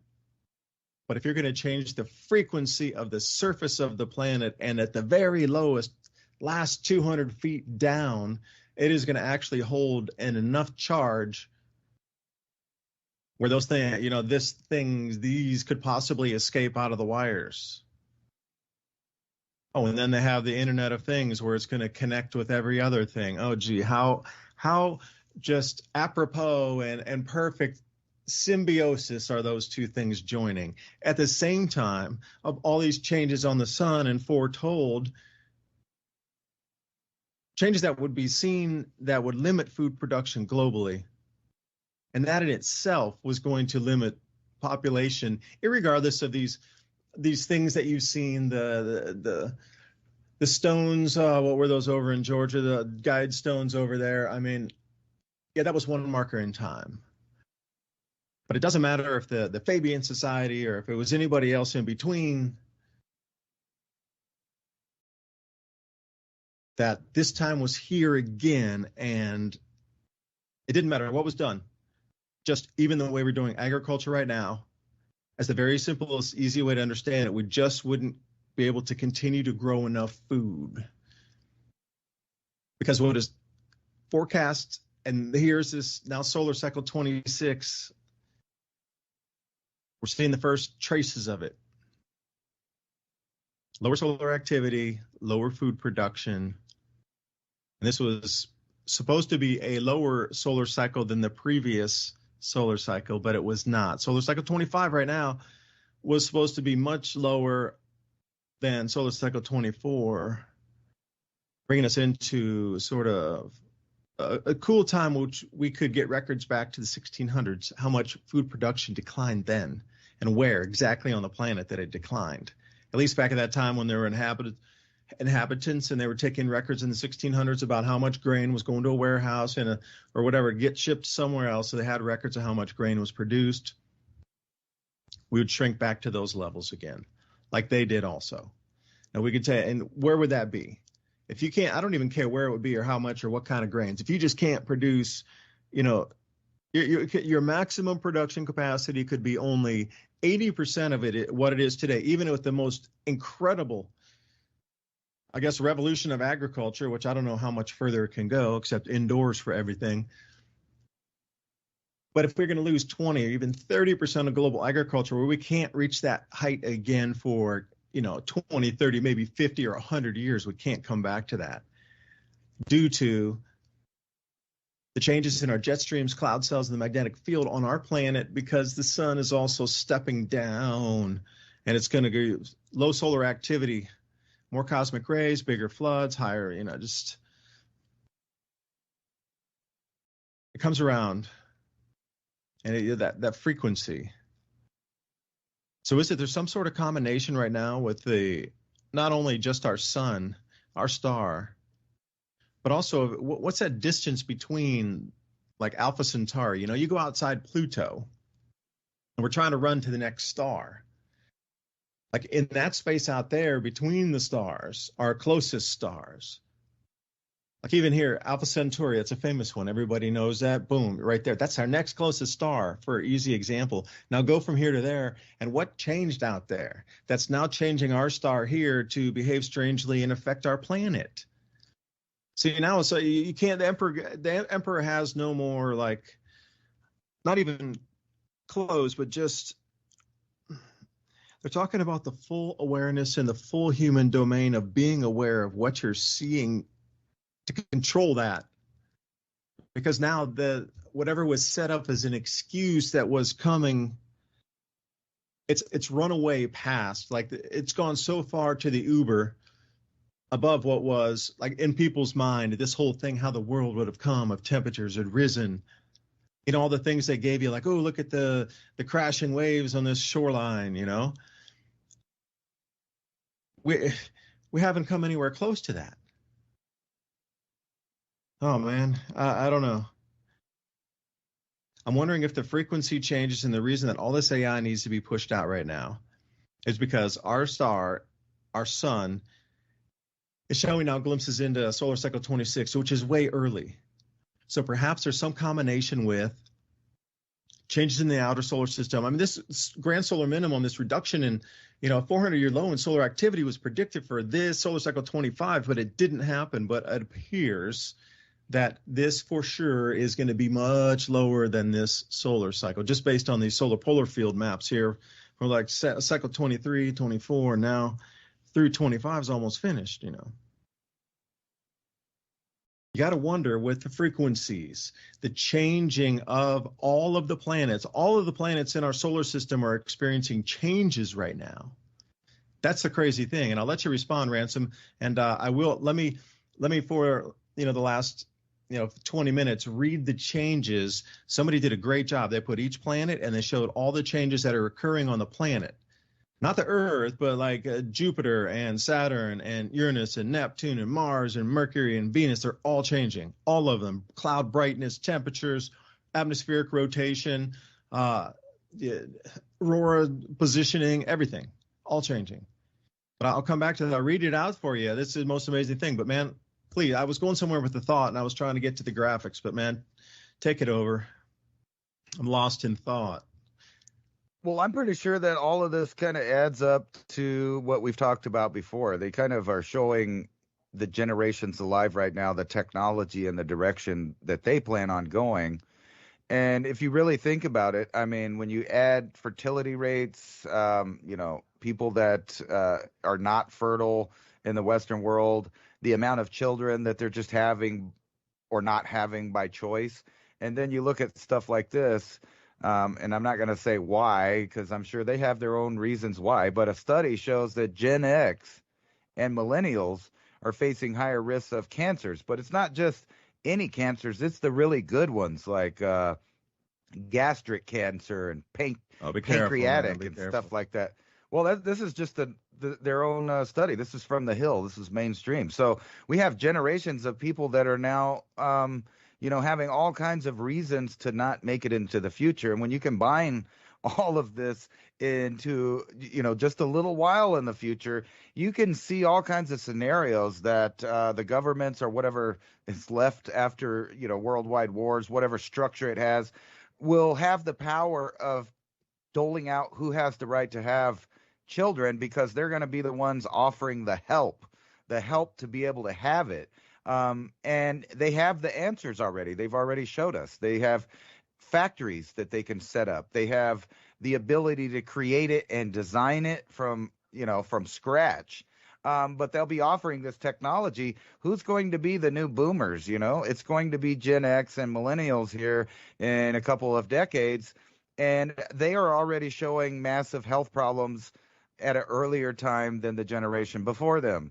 So what does that mean as a whole? Well, to me, that's just one in many, many factors that shows that there's a great die-off happening. Now, if you're saying that there are actual physical changes to the reality as far as the planets, the sun, and where we live, and you add that all into the same time, it looks like there's a big master plan of depopulation and then recreating after the reset. The big question is what is the trigger that sets off the actual worldwide reset that they're all planning for, that they're all giddy to get going? Is it a war by itself? Is it the massive famine that follows? Is it a great die-off of younger generations that, by the way, are getting increasingly, more options to help facilitate their demise, from street drugs to legal drugs to just governments around the world offering an easy way out with low financing and financial assistance if you're not the richer type? I'm gonna say no. I mean, yeah and no. The squaring of the planets in October of 2024 would be one of these triggers if you're looking for exactly what I'm looking for. Forget the politics, forget everything else. We're only talking about planetary geometry or planetary orbits, and the way that this particular set of planets called the gas giants, the largest planets in our solar system, that's Jupiter, Saturn, Uranus, and Neptune. They're all going to make a square. These four of them are going to make a square. This configuration is in itself unusual, but the last time that this preciseness, it's 1 degree off of arc. So when you're going around 360 degrees, Jupiter is 1 degree off arc of what it was on the last time was 79 AD. Put that in perspective. So if it's going to be something of that large of a magnitude to shift the world, that the world needs to shift, and it must shift, and we're being shifted this fast, then it must be something of that magnitude. Like this only happens once every 2,000 years, and it's here in a couple more months, October of 2024, at the end of October. So you would already start to see if we're coming into the second electromagnetic field, and the Earth's going to run between the sun and then this once in a 2,000 year squaring of the four gas giants. Could they not create their own electromagnetic field or a magnetic field? And what if just the gravitational tug, what's that going to do? It's the positioning of them. It's just the way, I'm going to call it angularity would work. And as we come through, those different elements one by one would have a certain effect, but combined would have an exponential effect. Another thing to maybe look for would be higher tides coming in and out in, let's say, the middle of October. If you start to hear, or in October, if you hear a lot about tides, like high tides, boats being broken, harbors flooded, things washed over, a huge amount of damage at the ports, or any kind of fishing villages, holiday villages, these sort of thing on the seaside. These kind of stories you're going to want to look for, because it would be expected also, even with a very, very small change, a little bit of gravitational pull. Imagine if there was just even the equivalent of all those planets lining up. It didn't do anything electromagnetically. It only did something gravitationally, like the effect of the moon. Like what if it just had another half of a moon effect, or even just another moon's effect by those planets in their fields out there, just the way, like I say, the angularity tugged on us. Well, what would that do with our tides if we had the gravitational effect of 2 moons versus 1? And you start to you got to think of a toroid loop as well. And, you look at magnetic fields and how they behave. So we're going to go through the middle of 2 of those for a minute. I'm wondering, see, as we're coming up too, these are the 4 planets I wanted to start with because the most change will be seen on these planets. So if you're looking for signs in the skies also, don't look right here on Earth or Mars or these really close-in planets to the sun. You want to look further out to specifically these 4 gas giants, because as you look at these, and if more incredible events happen on these 4 planets, it means they're getting more energized. And because they're getting more energized, that means they're interacting with that electromagnetic field. And the 4 of these creating that square has some sort of transducence loop in on it that then creates its own second field. And within the sun, it's the lesser field, so some transference occurs, and the Earth spins through that transference just for a minute, however long it lasts, in October. So when you start to see these planets charging up, and you see, I guarantee in just a few more months, they're going to talk about, wow, look how big the auroras are on Jupiter, and they're going to, well, it's just more electrified atmosphere. More electrified atmosphere because those magnetic field lines back to the sun are more electrified. So then that's interacting with the gases higher in the atmosphere. And then you start to see these larger than normal halos from the distance off the planet. All right, so let's talk about Neptune here. 2015, a dark spot just started in the atmosphere. Like Jupiter always has that dark dot that moved around forever. Well, Neptune just formed one. It was never there. And then 2015, they find it. And then it moved down to the equator, and they call it the equatorial storm. It's just that dot. Then there's another dot that started, another second one of these. And then also I also remember part of the upper atmosphere, let's say 60 degrees north and up to the Neptune's North Pole reversed itself. And then they had an anomalous temperature spike, but it doesn't really give the readings here. They have their report listed. It was DOI hypercolon, what's that, 10.3872 PJS ACSAA4. Now that would be for that report there. Each one of them has its own set of reports that you can find on Link Springer or anywhere like that. Let's see. Uranus, bright cloud features began, and this is where there's more electricity going into the system or a higher current flow, because the higher it is, it's like your light bulb. You turn it up or down. If you turn it up, it glows more, it's faster. And so then you get glowing clouds. That means there's some sort of magnetic field going down there, and it established an electric connection there, for a better term. Like you see that here on the Earth in the middle of cyclones and things. That hole around that's a magnetic field line that's going through there, and it's following along as these things get charged up by the interconnections between the sun and the Earth. And you'll see, space weather directly affects the intensity and building of typhoons, hurricanes, tornadic vortex winds, etc. They had a stratospheric vortex event in 2011 up on Uranus. Cloud pattern significantly greater than in previous years. That was 214. Like you can see it each year. So the first detectable difference, because the clouds got super bright in Uranus, was back in 1999, and then they really saw it in 2004. And then suddenly 2011, okay, continues, seems like something's changing, brighter out there, stratospheric vortex. And then 2014, fast forward a little bit, cloud pattern significantly greater than in previous years. And then, this is another event here, intensification of the northern polar cyclone. That's 2022. See, that requires more juice into the system, for the easiest way to say it. And Neptune, again, really a lot of observations from 2015 to 2020, and things continue to get more noticeable in the outer planets. So if we look at Jupiter, that's a close one in. There's we got satellites up there, and Saturn. But this is the first one that was really, really, really observed, if you believe NASA, and if you believe because I'm going to get a bunch of people going, Earth is flat too. And I'm like, all right, I get it.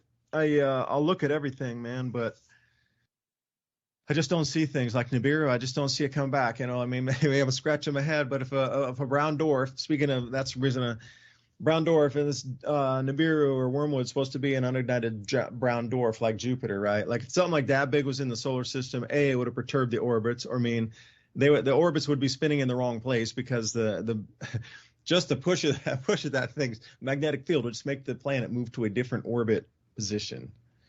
You would definitely see, even people with like backyard telescopes would see this an enormous, nothing's in the right place. It should be in the sky right now. Wait a minute, we got a problem. So that'd be like millions and millions and millions of people seeing this. Because even if you look up at the night and you say like, where'd that planet? There was supposed to be one there. I don't know where to go to. So anyway, Jupiter, it is a brown dwarf, unignited star here that we have in our solar system as well. That comes on and kind of, you know, fills in that most stars are bipolar stars. They have two of them. Usually, two stars are formed at once, not one. Having one star by itself is it's not the norm. Let's say, but it's not rare, but it's not the norm. It's just they're more frequently with a companion star. So really start to take a look, 1992, and then 2005 and 6, Jupiter storm, you know, since the black and white photos that you remember as a kid, you saw in the textbooks, it formed a second then red spot. And then wind speeds increased by 8% on the planet, which caused more atmospheric abnormal heating. And then the red spots start moving around the planet, is just growing out of the atmosphere, anomalous lightnings. And as those red spots would come, and that was just because of the atmosphere, but then once the atmospheric disturbance stopped, those red spots would disappear. So as they're coming in and out of view, the red dots or the atmospheric disturbance comes out as a red dot on Jupiter. Anomalous lighting in the upper atmosphere, and then we saw those magnificent, unbelievably gigantic, visible from Earth, aurora coming off that thing. Was that 4 years ago? And then Jupiter's magnetic field went strange changes, and it hadn't changed that much since the 1980s, when now they had a blue spot, hurricanes appearing in the South Pole, which was never seen before. And then there was a stratospheric jet with wind speeds above 500 miles an hour. Like things are speeding up on Jupiter in terms of cloud patterns and cloud speeds. You know, you got to think about how would that, you know, your clouds have sped up from 150 miles an hour to 515 miles an hour. Okay, what would that do? You got to ask yourself. So if you're looking at, let's say, okay, last one, Saturn. I know I'm boring people here with the astronomy lesson, but I'm trying to show the pattern here. So they started to observe lightning storms, which had never been observed before. In like 2004 and 6 was the first time they'd seen lightning storms. But damn, how long have we been looking at Saturn? You know, like that's something real simple. Like how long have we been looking at Jupiter and Saturn, and they see these things that had never happened before just like start to happen in a trend. It continues to change and amplify that they've noticed. It doesn't revert back to its old calmness. It's continuing to evolve in more something into the system. The entire solar system is being affected, and it's from the sun. It has to be. That's the only source. Where do you think the magnetic fields are coming from? You know, Jupiter in itself has its own weak one because it never was an ignited star. So the story goes, but if you look at Thunderbolt's project, they talk about going back in prehistory where Saturn glowed as bright. It was the second sun in the sky. So, I mean, you know, through history, things change. But at least in this iteration here, we had all those black and white photos. They've been seeing this thing since the 1800s. And then in 2004, they start to see lightning for the first time on Saturn. And then they got the hot point, which again was that really, really bright glow through at the South Pole. It looked like somebody had a flashlight from the inside of the planet with that big, huge, bright white light coming out of it. And then they had different cyclones up there in the different chains. You know, obviously they named the rings up there. So the cyclones were bound into 23 and 26. New types of storms, new convection. Now you see, new convective storms for the first time near the polar latitudes. Now remember that convective storms, right? Where else did we hear convective storms? Let me come back here. Jupiter also. Stratospheric jets, anomalous lightning. So what's happening on 2 of those planets out here? What do you think would be happening with our planet? We're way closer to the sun, right? So if Saturn's experiencing convective storm activity like we are here on Earth, where these fronts come through just like electric fronts and super winds, and this explains a lot of what's happening. I don't know, Ransom, and I'm going to leave it there because these changes are happening everywhere throughout our solar system. So when, as an elite or a group of people with advanced knowledge and had a plan for when this time occurred, when would they put it into action? Like, I want to know, what's the marker in time where all the elite run off in a single day, and all the government officials, the continuity government, everybody leaves in a single day to go to their secure locations for continuity or whatever. Continuity of corporation, they have safe places for the CEOs or whatnot, I guess. Everybody gets out in the same day for the same reason, and everybody just goes under. Like, all right, now we're going to ride out whatever is forecast to come rolling in on a natural cycle on the top of this planet. So at what point do they put an action plan in play? Like, is there enough already evidence that we're now past the tipping point? We're just going to move through this more electrified state within our solar system here in a decreased magnetic field. You can oscillate current and see what it does. Higher current, lower current. How would it affect our world? Well, perhaps the excuses we are given for the changes we're seeing are actually electromagnetic in effect, and the sun is causing all these changes, but you were sold a story because you can't really do much about the sun's magnetic field changing. But you can pick up a plastic straw and save a turtle. You know what I mean? Why don't you swap out your old Edison light bulb in for a new LED light? You get a solar panel. I got 2. What do you think, Ransom? Am I rambling? I think I am, but changes are here. Now, give me your timeline of what do you think would make them actuate is more my question, I guess. I don't know. When you're talking about all that, and all I can think about is ancient peoples and what they thought about things versus how the elite view things now, right? And so what you're talking about out there is a literal square in space. So I wouldn't put it past elite people to think this is something significant. And just for example, like in masonry, you have the Saturn cube. Sorry, you just sparked that. Right. That square in space is their Saturn cube.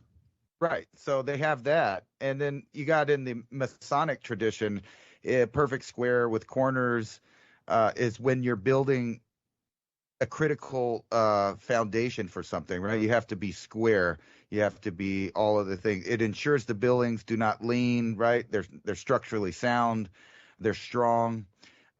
This symbol is used to teach lessons of morality too, like a foundation of your life. So that's just one version of it. But then you got the Saturn worshipers, right? And this means all kinds of different things to different groups. Like some people think it's a testing phase of life that occurs every 14 and 3/4 years, right? So all these multiples of 7 and 8, depending on how they're keeping track of it. And then you have in the ancient world, right? Which this is what I find really funny, is that the Saturn's transit, right, is worshipped by certain groups, and it means certain things like restrictions, limitations, delays, conflict, crisis, causing stress, fear, impatientness, frustration and self-doubt and all these other things on a personal level. But then you think about it like in the older Roman terms, and you got this whole idea of dissolution, abundance, wealth, agriculture, and periodic renewal and liberation, right? So that's a weird add-on to that. But it goes on, right? Think about the ancient symbol for Saturn. That would be like an ancient scythe or a sickle. And they represented that a lot with God, seeding or sowing time, right? So in the aspect, and there's a lot more deeper things, obviously, that go along with square. There's the square of space where you're in right now, and it intersects with all these other esoteric things. So, needless to say, simply all of the elite or people that are into the occult and esoteric stuff, this would be a very important turn of events, representing rebirth, reset, renewal, the beginning of a new age, exactly what we're talking about, a civilization cycle. And even on the masonry end, right? That's the foundational Reset. square. It's the reset, the beginning. And that's what we've been talking about over and over and over again, is that is the phase in civilization that we're at right now. A matter of fact, just mathematically, as empires go, most of the empires on Earth right now are doomed for failure, just in comparison to other empires of the past. So we know we're there. And then we see all these signs technologically, governmental, morally, spiritually, and then the physical movements of the planet. You can see it's in high drive, realigning itself. So all of that stuff that you were saying would interact with this idea of a grand master plan to reset, start over. And it just fits perfectly. And not to mention, and I know we talked about this a long, long, long time ago when you were first talking about it. You have the flower of life, right? And the Jewish version of that, which almost looks exactly like the planetary lineup.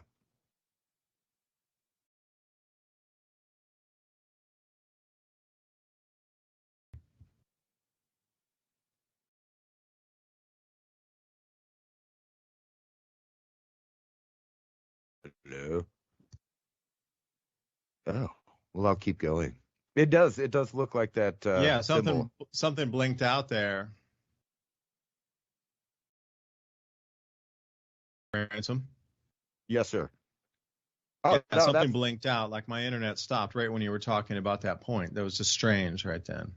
Oh, well, I was just talking about a long time ago. We had talked about this before. I forgot the name of the Jewish symbol there, but it's got all the planet Oh, the representation. Kabbalah. Right, the Kabbalah. And not exactly, but almost the planetary lineup is like that right now. It's the same shape. So my point is that all of these different people from around the world, and you could take that one for an example, that culture is trying to go through fundamental change right now. And, you got to ask yourself, what's on the other end of that? And if you just take that one thing, for example, they have a new map in mind, and they're not the only group that is planning to make new maps out of the world. The question is where do we fall when the new lines are drawn? Like, where do we live? Do we live in the socialist, communist, Marxist bloc? Or do we live in the more freer half of it? Or are they going to do away with that two-party dual system of thing and go for the gusto and have the one world order that they've always kind of dreamed of, wanted? And I think that's what this is. This is the sum of all fears, so to speak. Well, I'm going to take a different timeline then, because that's the timeline, that projection that where we sit right now and we are analyzing. But what if you jumped onto a different timeline? You're talking about different events occurring. Well, what would take us on a different timeline, that all of that happening, where maybe just stop thinking that it exists, and suddenly you're jumped into a different timeline without that particular thing even in it, because you either don't believe it or it is fictitious, or something like this. I mean, we were talking about jumping timelines the other day, but something that seemed that it was before isn't now. I'm curious how our minds move us through all of these things, of these events and worlds, and if they're malleable by the person and collection of persons' thoughts that actually changes those events and the outcomes in the events, so that experience is not having by the conscious thought of people directing and steering through thought those events not happening, not occurring, by steering them away and replacing them with other different thoughts of positivity and whatever that substitute would be for working together and spinning off in a different direction of and how those two worlds in your mind, literally would connect or dissect. And again, different timeline. So I don't know. But Ransom, I wanted to say one last solution here for us. And everybody, thank you tonight for listening. I want to present one last solution here. The more vegetables that are easy to grow for beginners that are right now for your autumn garden. If you like this content, consider buy me a coffee /civilization cycle. But I said, please buy us a double espresso so we can keep working and chugging out content and bringing you more stuff just like this. So buy us a double espresso, but it really is buy me a coffee /civilization cycle. But Ransom and I, we're chugging on the double espressos all the time. We're talking like this in the middle of the afternoon. We're always going like this. We move super fast. What's the next thing? Okay, line up the docs. Let's go talk. Double espresso. So back to the fresca. I can't grow coffee here in my zone. I'm 7A. Coffee doesn't grow here. Sorry. Or other grows coffee and grow my own, but I can't here. So arugula is another one. So people saw one of the comments there. Thank you. Said what lettuce? Okay. So arugula lettuce would be a good one. Any kind of the butternut, butter squash, those kind of very supple green leaf lettuces. And then also different varieties of spinach if you like that. I found like oak leaf spinach that works really well. And something underground too you might want to think about: beets, carrots, and radishes. These three all are great for autumn gardens. And I know from a fact, like the carrots, we can eat those, and then we give the green that we didn't stir fry or do something with to the chicken. They love it. And the beets also. The beet leaves as they're growing, those green leaves, if you get the real soft ones, you can stir fry those and always have a meal of green leaf while the beets are growing. But the older leaves and thing, when you're not going to eat them and you're doing some garden work, all kind of birds love that stuff. Ducks, chickens, geese, they'll all eat it. Same with the radish greens, So anyway, Ransom, please wind us out. But everybody tonight, yes, we are rebranded and taking on the new name Civilization Cycle. So please share. And I don't know, man. It's going to be a wild week. So everybody, thanks for listening. And I said, Ransom's going to take us out. Well, I was just thinking, you could add to those lists if you're growing some stuff's inside, like the broccolis and cauliflowers and stuff. That all kind of last all the way till right before freezing. I mean, even when it's quite cold. I actually have a broccoli outside from more than a year ago, and it survived all winter. So if you live anywhere in the South, right, there's still almost a whole another growing season right now. So it's not too late. You just kind of change up what you're growing. But there's plenty of time for even summer squash still for quite some time. And then you plant some of winter squash and all of that stuff. You can be pulling in pounds and pounds of food still before winter rolls around. That's at least I'm about to start my second season of trying to grow stuff. It'd really be my first season this year, because I had to clean up a lot of debris from last year and get everything reset. And that's how, not only civilization, but your gardening is basically that way, right? You build it up, and then eventually you have to tear it down and reset everything. So it's growing good again. Unless you're doing the wild rotational farming, where you can plant some stuff in one spot and the next year plant something else there and move it around a little bit. Plus, it migrates on its own if you allow it to kind of take nature's course and spread around and seed everywhere. It kind of just migrates to the right place that it likes to grow. So there's plenty of stuff to still grow. And, a good idea probably this winter would be to buy meats while they're cheap. I mean, not cheap, cheaper than they may be in the near future. I'll put it that way. But anyway, that's all I got for Civilization Cycle till next week. If we don't, turn over that cycle here in the next couple days from some random event that they're planning for us to absorb and fear out about. Never fear. Prepper All Naturals is here. Yeah, thank you tonight for Prepper All Naturals sponsoring the show here. You can go to adapt2030beef.com. They have freeze-dried steaks, prep with steaks, not beef crumbles, steaks, freeze-dried steaks. So think about what a game changer that is, 10-year shelf life, something very different. You know, I've seen a lot of, I've been looking for proteins. I've been trying to stack a lot of different protein powders, like those whey drinks and things bodybuilders use and whatnot. But you just can't cook that into a meal like that. I mean, a vanilla milkshake or a mango milkshake, whatever it is what it is. So it's hard to substitute beef. And, you know, they're trying to do a serious amount of reduction in cattle and chicken and hogs also. If you notice the same thing, like everything is focused on food to reduce the amount of food, to drive up the prices, to cause more of these same things to spin faster in the economy. So until next week, thanks for listening. Remember to sign up for the show notes. We will see you next week. Bye for now. DuByne, Ransom Godwin.